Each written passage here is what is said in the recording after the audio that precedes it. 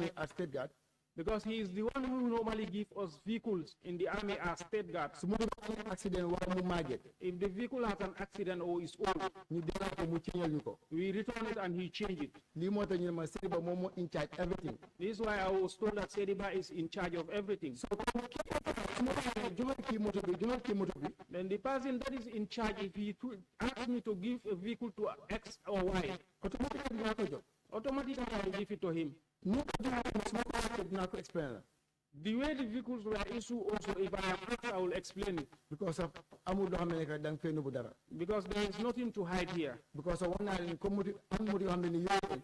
Because I told you there are vehicles that yooyu leen Janne commission la. yooyu leen nekkul ne Janne commission moo ko jaay. that Janne commission did not sell. So moo tax may leen ne man su fekkee ñu ne man maa jaay. That is why I said, if they said I am the one who sold, maybe suma name dina fa génn. maybe my name will appear there. Because of man maa nekkoon si garage. Because I was the one at the garage. te ma leen dee call joxal diw moto. And I am the one they normally call to say, give X a vehicle. Automatically suma name fu mu jaar mu appear. Automatically my name will appear. I not ne man maa jaay. But not I am the one who sold. suñu bëgg am lu clair su ma laaj moto yi ñu fa jógee. If they want something clear, they have asked where how the vehicles left there. I will tell them lii fa jógee dafa jógee boo xam nga lu ñu la laajte wut. I will tell them this is the way they left there. lu ñu la laajte wut. If you are not asked, doo mën a wax. you cannot say. waaye tey par exemple soo ma ne jaay la moo tax nga toog si table bi nii. But today, if you ask me, Jan, why do you sit on this chair? dina la wax la moo tax ma toog si table bi. I will tell you why guys sit here. waaye su ma ko askee. Mr. Jain. But if you don't ask me, no, yes, ma'am. See these examples you're giving and the explanation. When I asked you to explain, I did not want you to take the committee on a merry-go-round. Okay. Like I told you, this is going to be brief. Okay. We're not going to be doing that back and forth that Okay, ma'am. you had the chance to do several times. We're not doing that today, right? Okay. The question I had asked, I'm not talking about vehicles at the time the commission was selling vehicles, Okay. right? Or I was not talking about vehicles back in 2019 when the commission was concluding its work. Okay. I am talking about 2025. Vehicles being sold in 2025, Okay. right?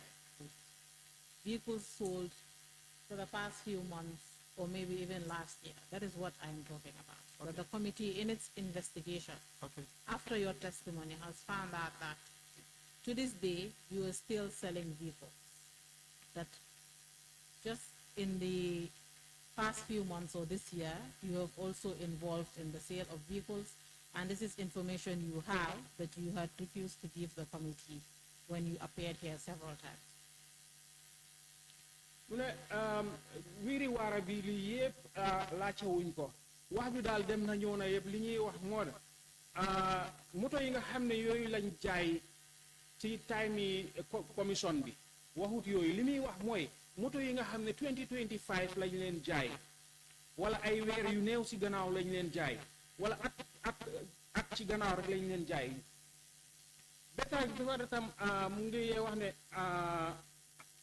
gis nañ ne sa tur mu ngi bokka ci njaayab moto woo xam ne bu yàggut nii rek la xew loolu lañ bugga nga wax waaye nekkut li nga xam ne passé na like ay at ci gannaaw. Ok mooy li ma wax rek amul wiiri waara moto yi yéen jaay suma tur appuyé na fa. That's the fact. That's what I'm saying. The vehicles that are sold, my name appears there. That's what I'm saying. waaye nekkul ne man maa ko jaay individual. Well, it's not that I am the one who sold them as an individual.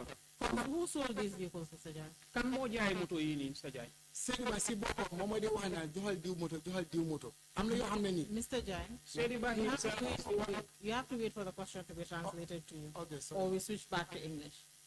Sorry, ma'am. Who asked you to hand over these vehicles? You said you did not sell, but your name appeared in the transaction. Who was selling these vehicles? Sëñ nga ne yow jaayuloo waaye sa tur feeñ na ci mbir mi léegi kan moo la wax ne la nga jaay moto wala nga joxe moto yi. Seriba moom moo wax ne ma joxe moto yi. Seriba is the one who asked me to give out the vehicle. am na yoo xam ne nii. There are some of them. yooyu leen xaalis bi man leen ko jox ma jox ko. Some of them the monies were given to me to hand over to him. Mom. So the sale was conducted through you. Anjaay mi ci yow la jaar. No, If you receive the money on behalf of Sediba and then handed over the vehicle as well, then the sale was conducted by you on behalf of Sediba, correct? Kon su fekkee ne yow yaa joxe moto bi pare ñu jël xaalis bi jox la ko nga jox ko Sediba kon dafa mel ni njaay ak moto bi sa loxo la jaar. Dëgg la. It's true. Parce que si ma la jaar te man ma jox ko moto bi te ma la joxaat ma jox ko. Yes, it's true because he is the one who asked me to give out the vehicle. I give it out and they gave me the money and I issue him the money. Just a minute. Mr. Jai, Mr. Jai, one clarity here. Lena lañ doon ñu leeral fii. Was Sediba trying to sell or was he trying to give out? Because you said he asked you to give out, give it to somebody, if you give it to that person, the person bring his money. Was he trying to sell or was he just to give out the vehicle? What was he telling you? Sediba daf la doon wax ne la joxeel moto bi ndax daf la doon wax ne la jaayal moto bi parce que yow si sa wax da nga ne daf la doon wax ne la joxeel moto bi waaye ci biir loolu noonu dañ gis ne dañ la dee jox xaalis nga dem jox ko Sediba léegi yow Sediba daf la doon jaayloo moto ndax daf la doon joxeeloo moto nga jox ko ni. Okay, thank you for that question. Jërëjëf, thank you for the question. Am na yoo xam ne Some of them yooyu daf ma dee wax ne boobu daf dee wax ak ni already man du ma fa dee nekk. he will talk to the owners. I will not be there. waaye daf ma dee wax ne ana moto bi ma fa isi woon bis nangam. He will tell me there's this vehicle I brought there on X date. ma ne ko ne mi ngi taxaw si bi hangar wala mi ngi taxaw si mango. I will tell him that yes, it's in the hangar or it's under the mango tree. So mu ne ma maa ngi yónni nit. And he will tell me I am sending somebody. jox ko moto boobu noonu mu yóbbu ko. Give him that vehicle to take it. te xam nga lan moo tax du ma koy laajte lu bari. The reason why I don't normally ask him many questions. dafa am ay garage yoo xam ne dañ bari. We have many garages. léegi daf day jël moto. I mean, sorry. Yeah. Mr. Jai, what you not question nga laaj. waaw. Dafa doon wax jaay ma bi wala ñu jox ma The question is, was Sediba ordering to sell or was he trying to give out? How do you for him? I want to know, just tell me, he was trying to sell or he was trying to hand over and ask me to sell the orders. Just tell me, answer my question. Non li muy laajte mooy Sediba daf la doon wax ne la joxal ma moto bi diw wala jaayal ma moto bi. yi nga xam ne xaalis bi day jaar si sama loxo. The ones that the money go through my hands, automatique boobu jaay la. those ones automatically they are for sale. because as far as exchange xaalis mu fa rek jaay la. As long as there is exchange of money is sell. if I can answer the question foog naa loolu. Moom moo jaay la. waaw. Ne yow yaa ko jaay. déedéet. Was he the one asking you to sell or you are the one who were selling? Asking you to sell or you sell it on his behalf. Ndax moom moo la doon wax ne la jaayal ndax yow yaa ko doon jaayal sa coobare boppa. moom moo ma dee wax ne moto bi suma moto maa fa isi dama ko jënd auction jaayal ma ko. He is the one who normally asks me to sell it. This is my vehicle. I bought it from the auction. Sell it for me. waaye man suma confirmé. Why? But if I confirm, dama dee gis ne jënd ko si auction bi. I normally realize that he did not buy it from the auction. I didn't ask you whether he was getting from the auction or what. Okay. The vehicle that you sold, Okay. did you authorize him to sell? That's my only question. waaw. Waaw man li ma doon laajte mooy laajte uma ndax si auction bi la ko jëndee ndóot li ma doon wax rek mooy yi nga doon jaay ndax moom moo la dee jox ndigal pour nga jaay ko ndéet. waaw. Yes. moo ma dee wax ne jaay ko. He is the one who was asking me to sell. te yooyu yëpp mun naa la finger point fi ñu nekk. And all those vehicles, I can tell you where they are. Mr. Jan, it's quite interesting that you're saying that today, when you had appeared here 4 times and had the opportunity to do that. Saya interesting na pour nga wax loolu noonu tey ak yoon yu bëri yi nga fi ñëw yëpp musuloo koo wax. waaw xam nga waxuma ko ndiglaan laajtewul ma loolu leen te xaw ma commissioner bi because so many commissioners. I did not say it because I was not asked about it. because of laaj ma affaire yi moto kan moo jaay kan moo lifin dañ ne ma tracteur si ma ne tracteur yi fekkee naa ko si auction bi waaye laaj ma individual ndax kii jaay na ne kii jaayut. The reason is because I was not asked about who sold and who did not sell. All I was asked about is the tractors. Hadn't been I was asked about who sold or who did not, then I would have. because man after ma jógee fii Because after when I left here, si man soo dama def suma own finding. Myself, I did my own findings. Pour xam ndax moto yooyu saa yi daf ko jënd jaay ko auction wala jënd ko jaay ko auction. To know whether he bought those vehicles from the auction and sold them, sell them, or he did not. Because of yenn man si sama boppa. Because some of them myself, man maa dee call some of you guys si investigation bi. I call some of you guys who are in the investigation team. And I direct them. Because dama dem ba gis ne. Because I went up to a point that yenn yi doon jaay yëpp. Some of the vehicles that were sold, jaay ko with the right way. They were not sold in the right way. te ñooñu laa mën a call ma ne leen lii ak lii ak lii. And those are the only people that I can call to say this is this and that. moo nekk some of the investigation people. That is some of the investigation people. waaye nekkul dama nu woo leneen. But it's not that I am trying to hide something. Mr. Jang, I will leave that to the chair of the committee. How many vehicles did you sell on behalf of Sediba? Saja nyata moto nga jaay ci turi Mr. Sediba.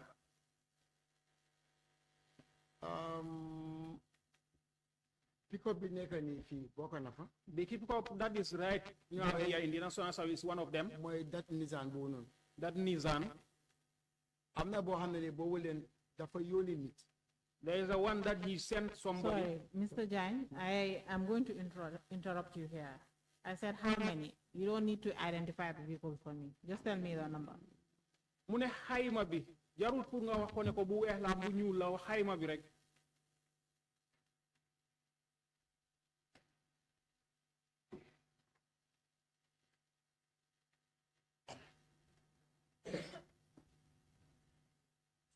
li ma mën a recall. What I can remember. fekkee ne fàttewuma dem na ba 5 or 6. If I did not forget, it's up to 5 or 6. fekkee fàttewuma waaw. If I did not forget. And Mr. Jan, when you were doing these transactions for Mr. Sediba, you were fully aware that these vehicles belong to the government of the Gambia or belong to the former president? So ya ndax bi ngay defaral li Mr. Sediba ndax yow bayoon nga sa xel ne moto yi nii moto government la wala moto former president la. li ma dee wax si loolu laay sukkandiku. What he normally tells me, that's what I can move with. mooy ne moto yi dama leen jëndoon si auction. That is, I bought these vehicles from the auction. so dama ko resale. So I am reselling them. so man loolu laa mën a téye loolu moo am. That's what I can keep. That's what happened. How much money did you collect from these buyers on behalf of Mr. Sediba? Ñaata xaalis nga jël ci jëndakat yi nii ci turi Mr. Sediba?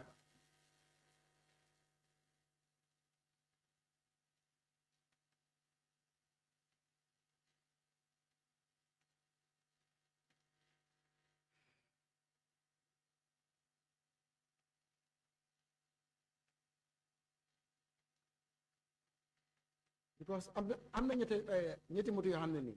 There are 3 vehicles that, yooyu leen man lañ jox xaalis bi cash. I was the one giving the money cash. That one, I think dafa nekk 300 bi am na lu fa tegu waaye mun ma ko fàttali waaye am na lu tegu si kaw 300 bi. That will be 300 and something. That 300 something was on top of it, but I cannot remember how much. moo nekk 3 vehicles yi nii. That were the 3 vehicles. waaye yeneen 2 or 3 yi last them.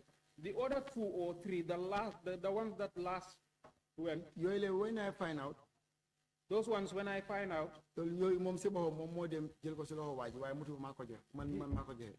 He was the one who went and picked the money from the buyer, but I am the one who delivered the vehicles. So when you say 300 and something, what do you mean? 300,000? $300? 300 and something. 300,000 or 300 lang? 300,000. I'm not looking at why Lola Monte recall. 300,000. There was something on top of the 300,000, but I can't remember how much. Momoneka Nakalsa. Pick up Ascolabi. Mr. Jan, there's no need to identify the vehicles at this moment. Okay. When you receive the money from these buyers, did you receive any from Mr. Sediba when you handed over the money? Did he give you anything from it? To be frank, bi nga jotee xaalis bi nii si ñi nga xam ne ñoo jënda moto yi nii nga yóbbu xaalis bi si Mr Sedi Ba jox ko xaalis bi ndax moom am na lu mu la joxoon ci xaalis boobu. To be frank with God, bi ma ko joxee xaalis bi. When I gave him the money, jox na ma almost foog naa lii tegu woon si 300 bi loolu la ma jox te su ma parti wutee dafa nekk 20 something thousand. He gave me, yes, he gave me, but I think it's what was on top of the 300,000. And I can remember it was about 20 something thousand. 20 something thousand. That he give it to me. Mr. Jai. Yes, please. Mr. Jai. I want to know this money to Sedi Ba. Okay. Bi nga jox Sedi Ba xaalis yi nii. Honorable Check. Honorable Mike. Bi nga jox Sedi Ba xaalis yi nii. Kan moo ko fekkee woon? Nga de bi ma ko jox xaalis bi dama ko call. The day when I was giving So specific. Who was present? kan moo ko fekkee woon? One of my boys work under me called Jibril. One of my boys who was working under me called Jibril.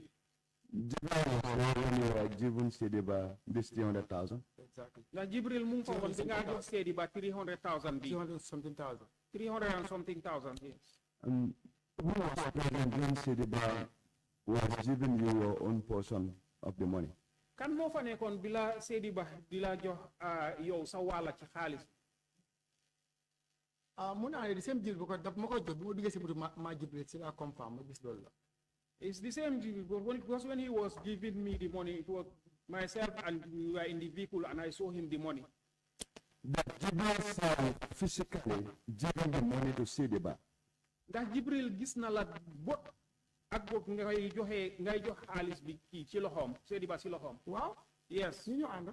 We were together. And the Jibril also saw Sedi Ba giving you your own portion. Ndax Jibril gis na Sedi Ba mu lay jox yow sa wàlla ci xaalis sa loxo.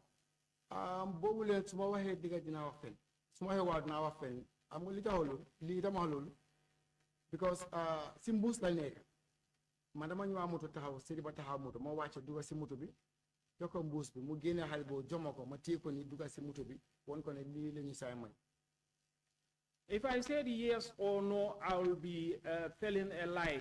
Because when we went, I alighted from the vehicle and Sedi Ba came from his vehicle. I gave him the money. It was in a plastic bag.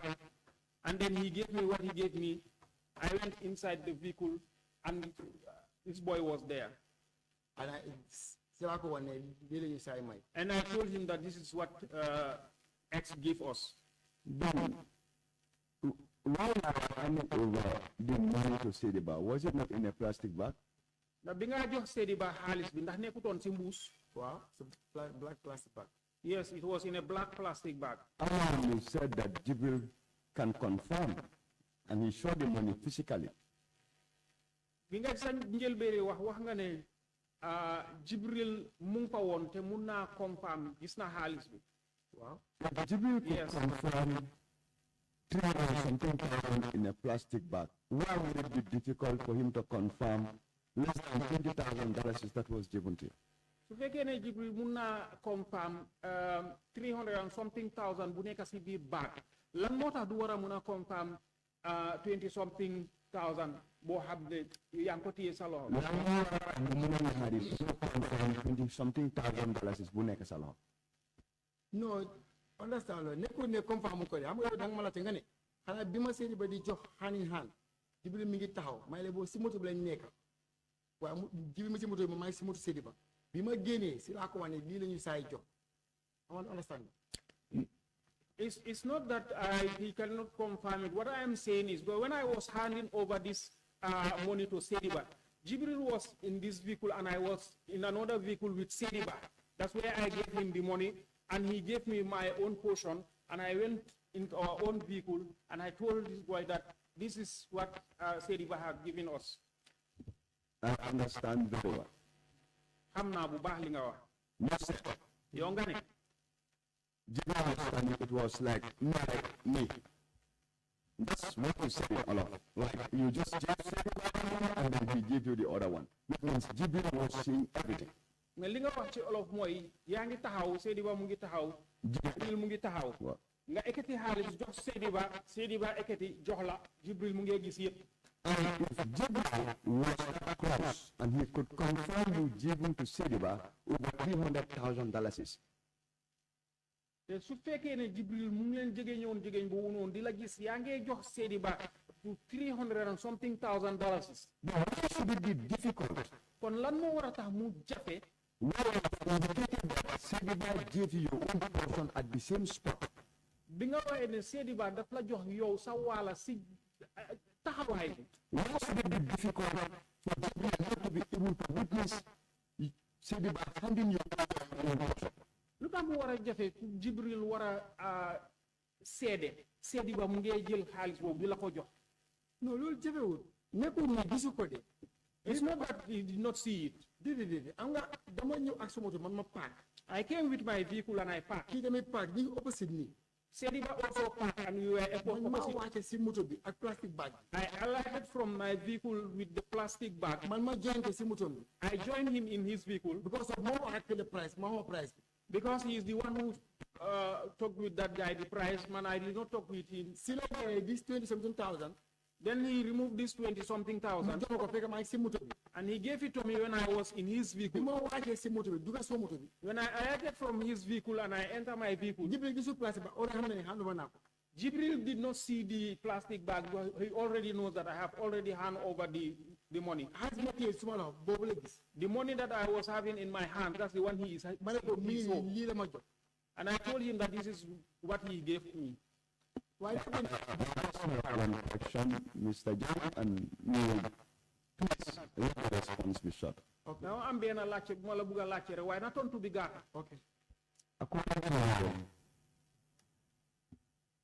the narration, Sisa netali bi mujé ni.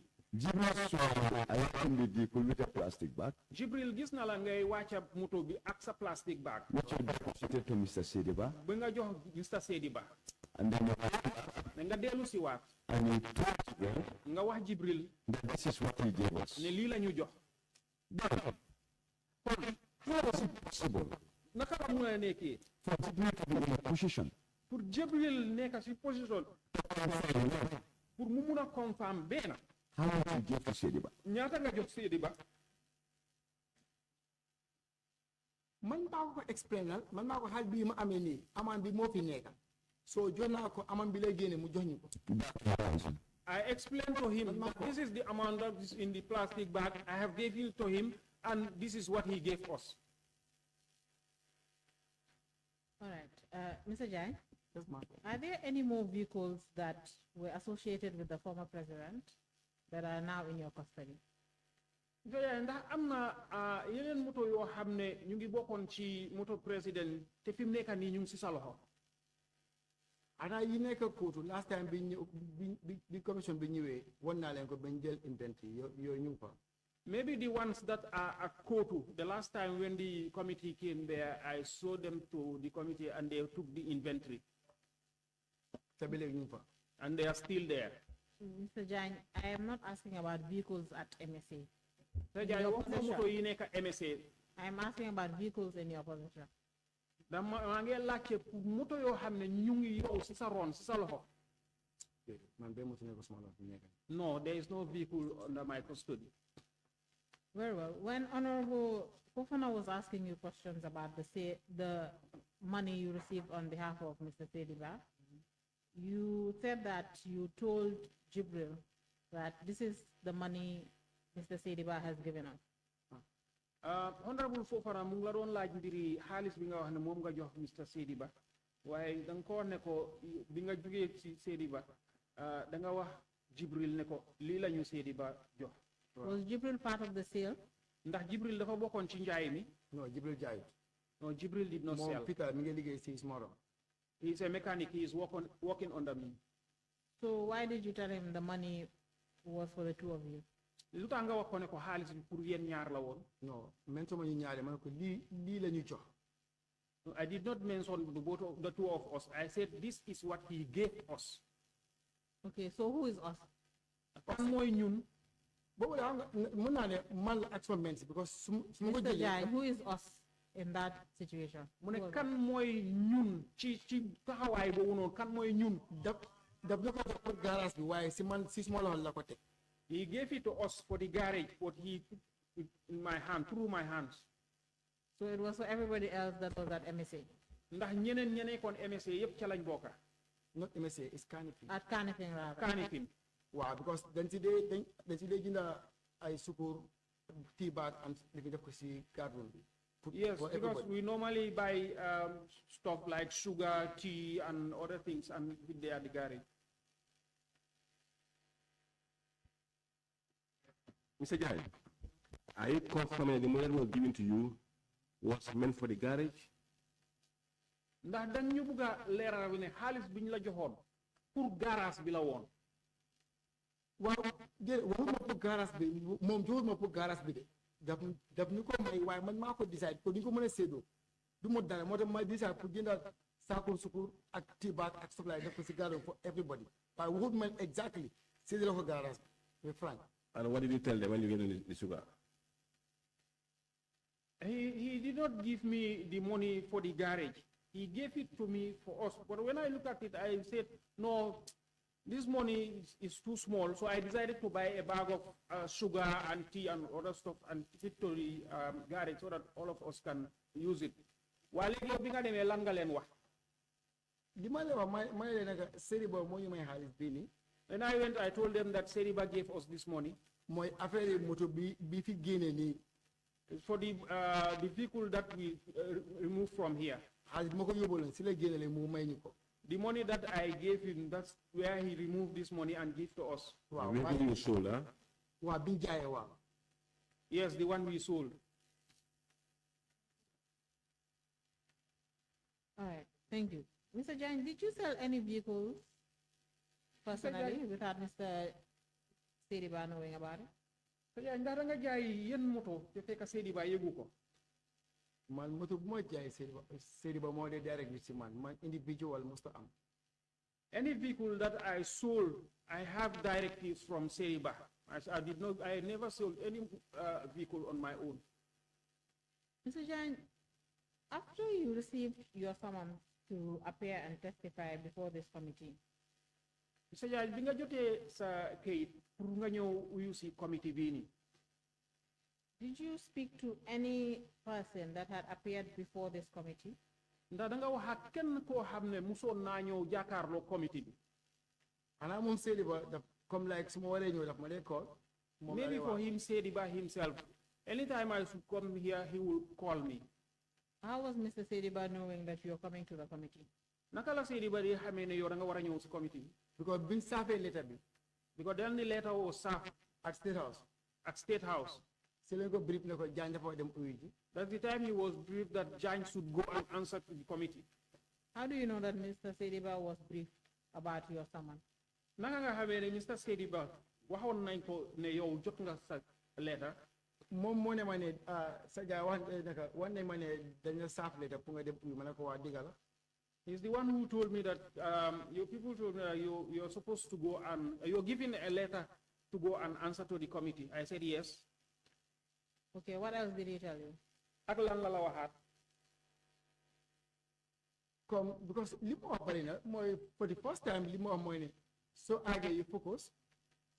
What he told me a lot of things. First thing what he told me is when you go, make sure you focus. Wow, just waxal li nga xam ne ni élection la ko laajte nga mën koo wax. Say something that you know when you are asked about it tomorrow you will be able to say it again. Because mën ngaa recall yow sa boppa. Because you can remember yourself. Tractor yi yéen ko demoon arrange. The tractors, you were the ones who went to arrange them. Ma ne ko waaw. I said yes. Mu ne suñu la laajte loolu nga explain. When they ask you, that's what you will explain. So first of all, dama doon wax rek. Those are the kind of things he was telling me. Mr. Jai, after your appearance here, the last day you appeared, did you speak to any other person that has received a summons or an invitation for an interview before this committee? Mr. Jan, gannaaw sa teewaay bu mujjee bi nga mujjee teew fii ndax da nga wax ak keneen koo xam ne musoon naa ñëw jàkkaarloo committee bi xanaa kenn te kooku démb la Or someone that is supposed to appear after him? wala keneen koo xam ne waroon naa jàkkaarloo committee gannaaw yow ba nga jàkkaarloo ak committee sa yoon bu mujjee bi loolu démb la mooy beneen boy biñ call kooku sax buñ ko dañ ko call. That is only once. That is one of the boys who was called. te kooku le mi ngi liggéey si Ismoro. The one is working under me. fekk ñi ngeen ñëw démb mu receive call. When we were having our breakfast yesterday, he received a call. bi ko waxee ne mu ñëw uyu fii comme like démb 11 o'clock. Then he was asked to come here tomorrow by 11. Yesterday by 11. mu ne leen sama boss nga wax leen ak moom. He told them that my boss is here, talk to him. ma jël phone bi wax ak kii ko call. I took the phone and I spoke to the person who called him. mu explain ma mu ne ma dafa war a ñëw fii by 11 o'clock. And the person explained to him that he should come here tomorrow by 11 o'clock. waaw so ma ne ko léegi amul problème nguur bu la ooyee uyu. Yes, and I told him that there is no problem. When government calls you, go and answer. waaye soo àggee. But when you reach, bul nuba dara. don't hide anything. su la laajte because moom fekkee ne boos yeeg yooyu ma ne ko bu la laajte affaire yi naka li fi safula fekkee ne moto yi bi ñu ko génne from Kanifing ñu ne dañ ko yóbbu police gars because ñu ànduñoo gars yi ndax àggul ñu xamul si dara ma ne ko soo àggee bu la laajte loolu leen wax leen exactly ñaata moto yi fi jëlee ak kan ma ko jël. When anything they ask you, don't hide. They ask you about the vehicles. I know when they are taking the vehicles here, they take them here, but they were taking them to police. But whether they reach there or they don't reach there, I don't know. But whatever they ask you that you know about the vehicles, say don't hide anything. That's the only person I spoke to. What is the name of this person? Sajin Barabari. Sajin? Barabari. Sajin Barabari. Mom dimaling ko call, take my toga. He was called yesterday when I was sitting with him. Why suppose it for market? Apart from that, I didn't talk to anybody. Mr. John, you said Mr. Barry did not receive any summon. Mr. Barry received Ben summon. Now I'm. Then go call them as his makana. Oh. He was called yesterday in my presence. Why give you any summon letter? Why I didn't see any summon letter. Now I'm asking you about people that have received invitations or summons before from this committee. Léegi maa nga laaj pour ñoo xam ne dañ receive invitation wala summons pour ñëw fii. Am na tamit keneen ku receive ko sis moron la moo nekk. There is another person that one also is under me. Fekk mi ngi Mankamakunda ñu ko wax Sute Jamme. He was at Mankamakunda. He is called Sute Jamme. Si la ma call mu ne ma ne oga dañ ma jox summon letter de. He called me to say, Oga, I was given a summon letter. Why ñu ne Wednesday na uyu. And they said Wednesday I should go and answer. Ko try by all means so am de pass ma yónnee na pass nga make sure nga ñëw the right time. Su la 11 demal 9 o'clock. He told him that try by all means and come. If you don't have money, I will send you money. If they tell you 11, make sure 9 o'clock you are there. That's what I spoke to him. So, Mr. John, why is it that when I asked you the first time, you said you only spoke to one person? Mr. John, lan moo tax bi ma la laajee njël beneen laajte nga ne yow benn nit rek nga waxal. Waaw, because maa ngi ñëw at the time because ñoo ñoo liggéey si moron te ñoo leen saaf. Yes, because I was coming at the time. Those are the people that are working under me and they are staff. Because bugguma rush ma wax la loo xam ne nekko fa moo tax may tus ma time fu ma laajte ma tontu la. Because I don't want to rush and I tell you something that is not there. This is why I'm taking my time to tell you. Mr. John, you know, there's something the committee does not have. It's time. We don't have time. Okay. So ndax xam nga ne committee am na leen loo xam ne amuñ ko mooy time amuñ ko. So if I ask you a question, or if anyone asks you a question, just provide the answer. No need to be breaking it down or giving us explanations that are not necessary. Suma la laajte li nga laajte wala bul la keneen lu mu la munti laajte bul nekk di wiiri waara demal nga wax li ci nekk yëpp. Thank you.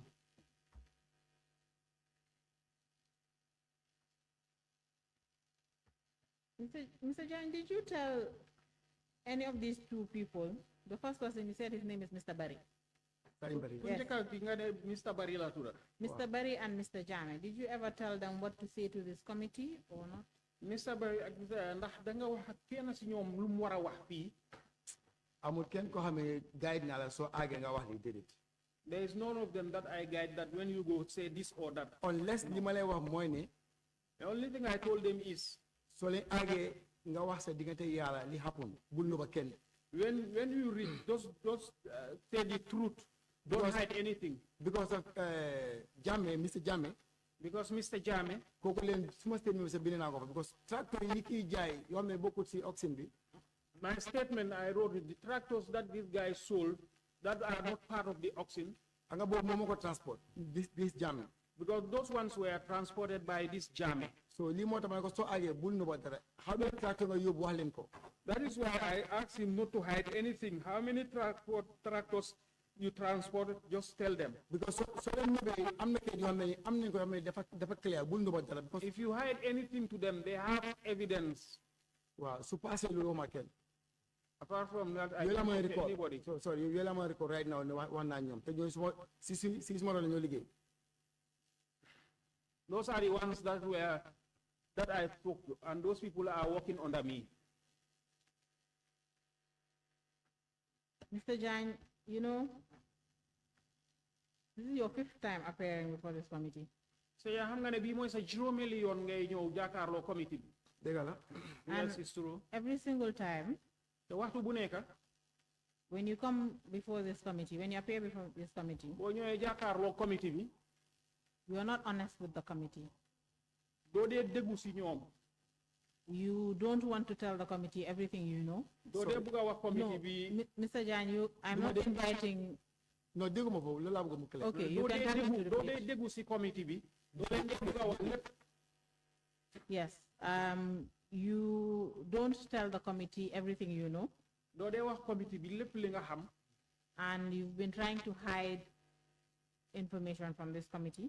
te yaa ngi jéem a noba information committee bi.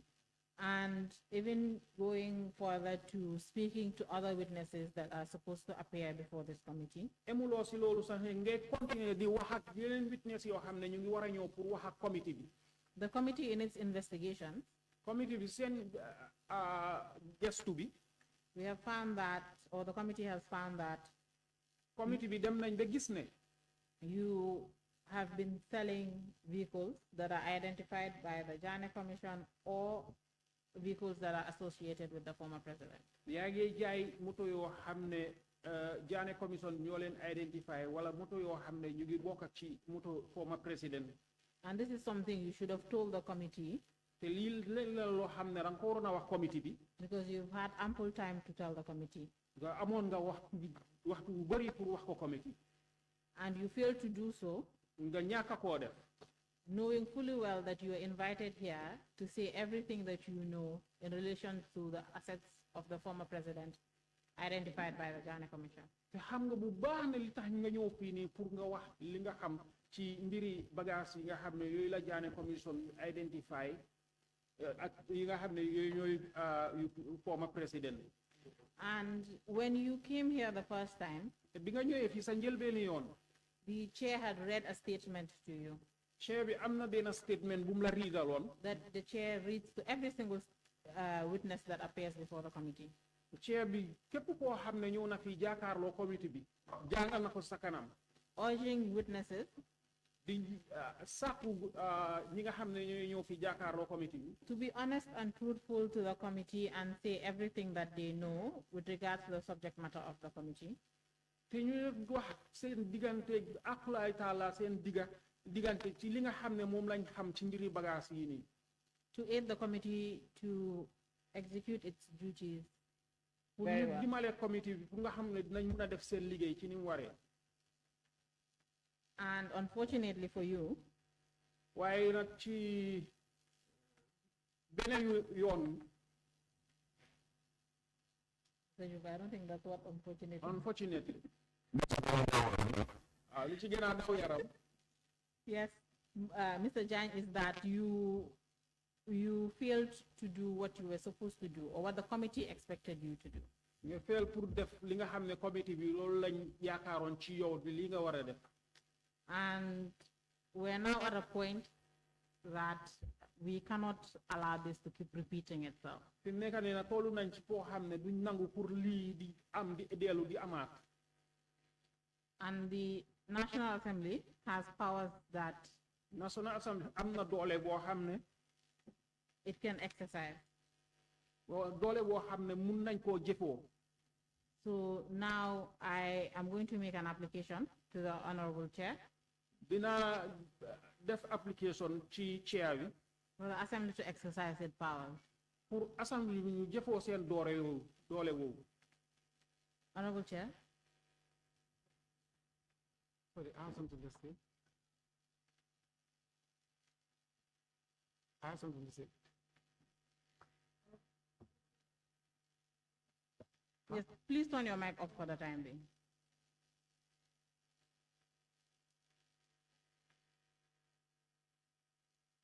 So, Honorable Chair, I have an application to make, and it seems the witness wants to say something, but I'd suggest that I make my application first, and then the witness can say anything he wants to say to the chair, if the chair would allow.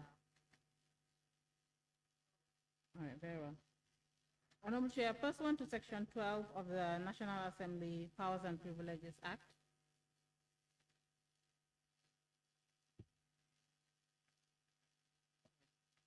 apologies. Honorable Chair, pursuant to Sections 109 and 110 of the Constitution of the Republic of the Gambia, 1997 Constitution, and the National Assembly Powers and Privileges Act, and Orders 102 and 140 of the Standing Orders of the National Assembly, I am making an application for the Sergeant of Arms or Sergeant at Arms of this National Assembly to arrest Mr. Adam Ajay for violating Section 12 of the Section 12 of the National Assembly Powers and Privileges Act and all these other laws that I have mentioned in the beginning, and then be cited for contempt of the National Assembly by concealing information, deliberately tampering with witnesses, after having the chance severally to correct the record or be honest and truthful to the National Assembly and this committee. This is my application, Honorable Chair. Thank you, Council. Thank you, Council. Sergeant Jan? Granted, application granted, Council. Sergeant, do you have anything to say before we?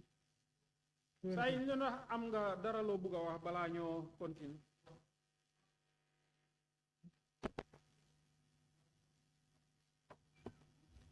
Li ma am pour wax mooy. What I want to say is. nekkul ne dama leen gis ne dañ ma witch hunt. I am not seeing that as if you are witch hunting me. So can I interject, please? Now I'm giving you only 1 minute to say something. So that would be beneficial to the committee, okay? So jox benn minute rek pour nga wax boo xam ne dina amal committee bi njëriñ. De fi mu nekk nii man awma dara ma lu dul as far as appel du mën a exist. So I'm here with you guys. Whatever you guys did, I'm with you guys. I have nothing to say. The only thing I can say is as long as it has happened, I'm with you people. Whatever you said, I'm with you. They sell me out. Let me take it out. All right. Thank you so very much, Council. Thank you, honorable members of the committee.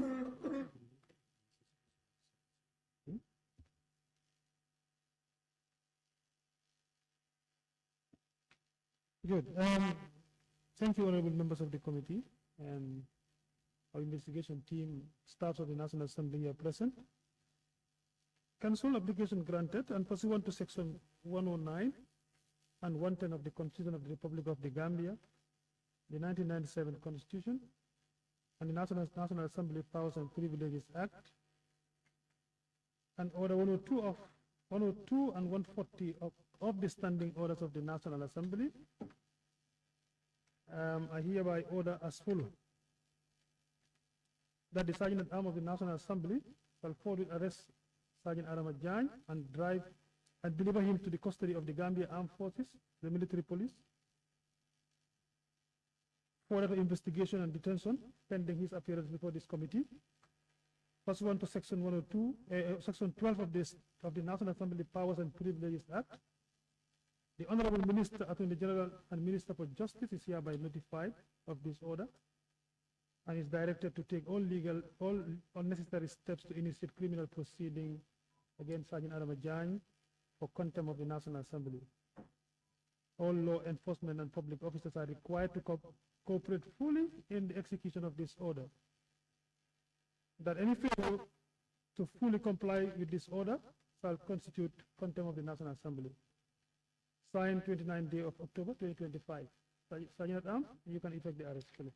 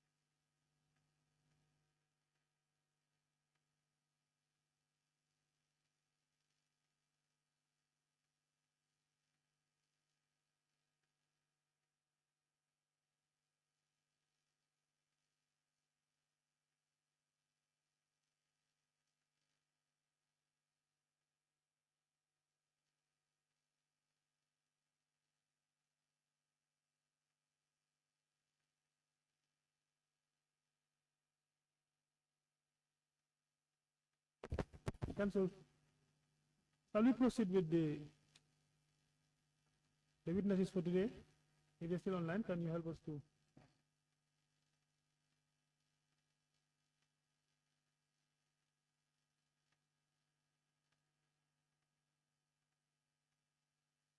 Okay, then we can adjourn for 10 minutes and come back again after prayers.